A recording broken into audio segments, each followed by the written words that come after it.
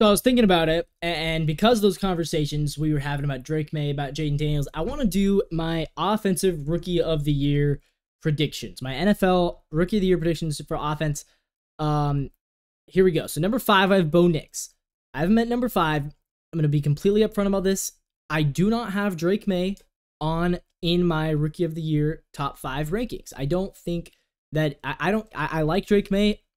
What I've heard from the Patriots camp, if there's really a question of Drake May versus Brissett, or even Drake May versus Joe Milton, I don't see it happening with him.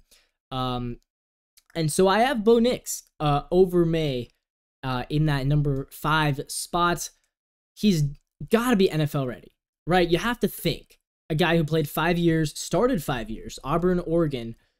You have to think that he is at least going to be NFL ready, and I think he will. The big question for him, though, is in that offense, does he have the right pieces around him? Last year, that offensive line was not good. A lot of sacks. Russell Wilson got sacked a ton. They've also lost Jerry Jeudy. Their weapons are not great. You know, Cortland Sutton, Tim Patrick, they're good. They're not great. Marvin Mims Jr., decent. And then in the running back situation, you know, it's kind of a three-way horse between Samaj P. Ryan is down there, Javonte Williams, and Jaleel McLaughlin. None of them are particularly great either. You know, tight end Greg Dulcich and Adam Troutman. There's not a whole lot of names in this offense that make you look and say, wow, Bo Nix is going to really have a great team to work with. No, it's kind of a team that leaves a lot to be desired, actually.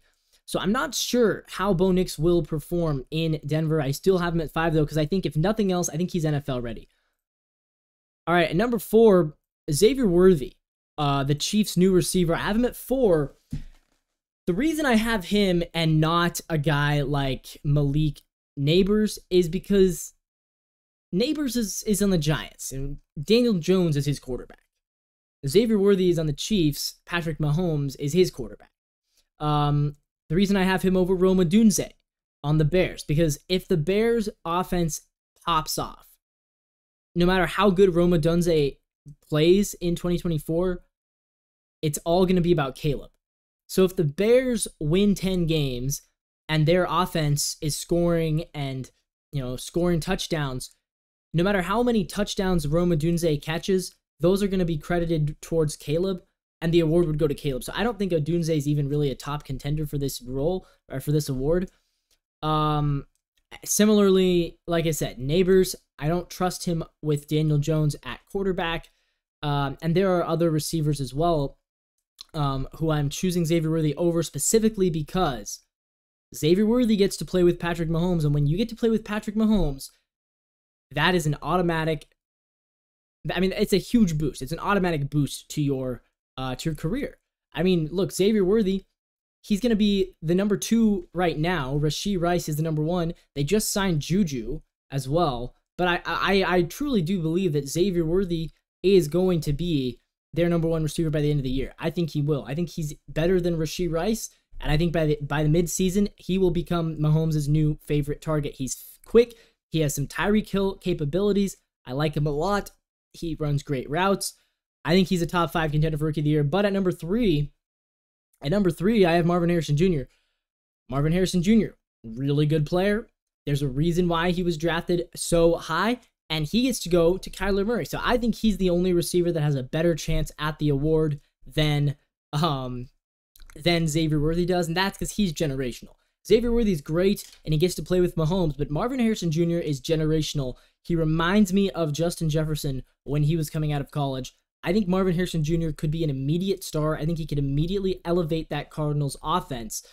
But at number 2 is a quarterback, and the last 2 guys are quarterbacks. Jayden Daniels at number 2.